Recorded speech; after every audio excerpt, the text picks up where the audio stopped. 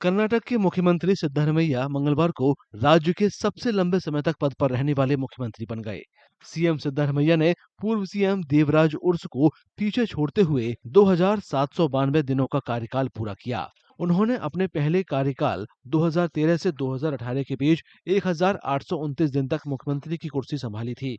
मई 2023 से अब तक उन्होंने अपने दूसरे कार्यकाल में 963 दिन पूरे कर लिए हैं। इसके साथ ही सिद्धरमैया ने कर्नाटक के राजनीतिक इतिहास में अपना नाम दर्ज करा लिया है। देवराज उर्स के बाद अलग अलग कार्यकाल में 5 साल का कार्यकाल पूरा करने वाले और दूसरी बार मुख्यमंत्री बनने वाले एकमात्र नेता बन गए हैं। कभी जनता परिवार से जुड़े एक मुखर कांग्रेस विरोधी नेता रहे सिद्धरमैया की राजनीतिक यात्रा एक उल्लेखनीय परिवर्तन को दर्शाती है। ಇವತ್ತು ದೇವರಾಜರವರ ಜನರ ಆಶೀರ್ವಾದದಿಂದ ಅದನ್ನು ಮುರಿತಕ್ಕಂಥ ಅವಕಾಶ ಸಿಕ್ಕಿದೆ, ನನಗೆ ಸಮ ಮಾಡ್ತಕ್ಕಂಥ ಅವಕಾಶ ಸಿಕ್ಕಿದೆ. ನಾಳೆ ಆದರೆ ಅದು ಬ್ರೇಕ್ ಆಗುತ್ತೆ, ಗೊತ್ತಿಲ್ಲ ನನಗೆ. ನಾಳೆ ಬ್ರೇಕ್ ಆಗುತ್ತೆ. कर्नाटक की तीसरी सबसे बड़ी जाति कुरुबा समुदाय से संबंध रखने वाले सिद्धरमैया पेशे से वकील हैं और समाजवादी विचारधारा रखते हैं। शुरुआत में उनकी सक्रिय राजनीति में कोई खास दिलचस्पी नहीं थी, लेकिन बार काउंसिल के जरिए वे राजनीति से जुड़ गए। समाजवादी नेता राम मनोहर लोहिया और जयप्रकाश नारायण की विचारधाराओं से प्रभावित होकर उन्होंने तालुक बोर्ड सदस्य के रूप में अपनी राजनीतिक करियर की शुरुआत की और 1983 में लोकदल के टिकट पर चामुंडेश्वरी निर्वाचन क्षेत्र से विधायक चुने गए। बाद में वे जनता पार्टी में शामिल हो गए और रामकृष्ण हेगड़े के नेतृत्व में मंत्री बने। Our Chief Minister has completed 2,792 days. This is something of a record. First of all, I'd like to congratulate him. This is possible only in the Congress party.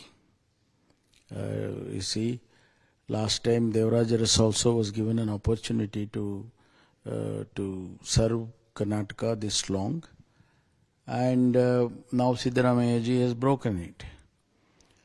This shows how Congress party has committed to serve the people and also give good governance. पूर्व प्रधानमंत्री HD. Deve Gowda के नेतृत्व वाली JDS छोड़ने के बाद सिद्धरमैया 2006 में कांग्रेस में शामिल हो गए।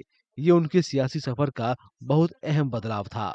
अपनी दृढ़ता और बेबाक राजनीतिक शैली के लिए जाने जाने वाले सिद्धरमैया पार्टी में लगातार आगे बढ़ते रहे और विपक्ष के नेता और बाद में 2013 में मुख्यमंत्री बने। 2023 में सिद्धरमैया ने दूसरी बार सूबे की कमान संभाली। जन नेता के रूप में मशहूर सिद्धरमैया को समाज के सभी वर्गों से सम्मान मिलता रहा है। But I think he's a great leader, and he's possibly among the top 5 chief ministers that Karnataka has ever seen. All of us Kannadigas are very proud to have him as our chief minister. I personally admire him. I personally respect him. I worked with him earlier, and I respect him very much. I differ with him on economic policies, but I respect his integrity. I respect his commitment. I respect his passion. I respect his energy. I respect him as an individual, and I congratulate him on his great work and for being a great leader. इस बीच विपक्षी BJP और JDS ने सिद्धरमैया पर शासन की उपेक्षा का आरोप लगाते हुए एमयूडीए भूमि आवंटन में कथित अनियमितताओं, अनुसूचित जनजाति विकास घोटाले और राज्य के धीमे विकास का हवाला दिया। विपक्ष का ये भी दावा है कि खुद को अल्पसंख्यकों, पिछड़े वर्गों और दलित समूहों का नेता घोषित करने के बावजूद सिद्धरमैया इन समुदायों को कोई ठोस लाभ पहुंचाने में विफल रहे हैं। Please, Mr. Chief Minister, don't compare yourself with Devaraj Aras.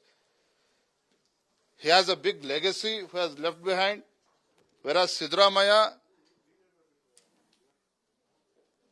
has done nothing for these people of this state, only has utilized the name of Ahinda. He has exploited Ahinda community, has done nothing for Karnataka or for Ahinda community. How many days he will run the government, that is not important.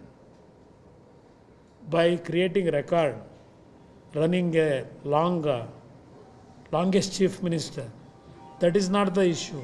Ultimately, what the contribution given to the state, that will, who will going to write it in future days, let us see. DK Shivakumar के साथ सत्ता साझाकरण के समझौते की अटकलों के बीच सिद्धारमैया के दूसरे कार्यकाल के पूरा होने के दावे के बावजूद कांग्रेस ने उनके पद पर बने रहने को लेकर कोई स्पष्ट बयान नहीं दिया है। 77 साल की उम्र में सिद्धारमैया के पास जमीनी राजनीति और प्रशासनिक कार्यों का कई सालों का अनुभव है, जिसमें वित्त मंत्री के रूप में 16 राज्य बजट प्रस्तुत करना शामिल है। वकील से लेकर कर्नाटक के सबसे लंबे समय तक सेवा करने वाले मुख्यमंत्री तक उनका कार्यकाल राजनीतिक सूझबूझ, कल्याण और पिछड़े वर्ग के प्रतिनिधित्व पर ध्यान केंद्रित करने और एक ऐसे रिकॉर्ड को दर्शाता है जो उन्हें राज्य के सबसे प्रभावशाली नेताओं में स्थान दिलाता है।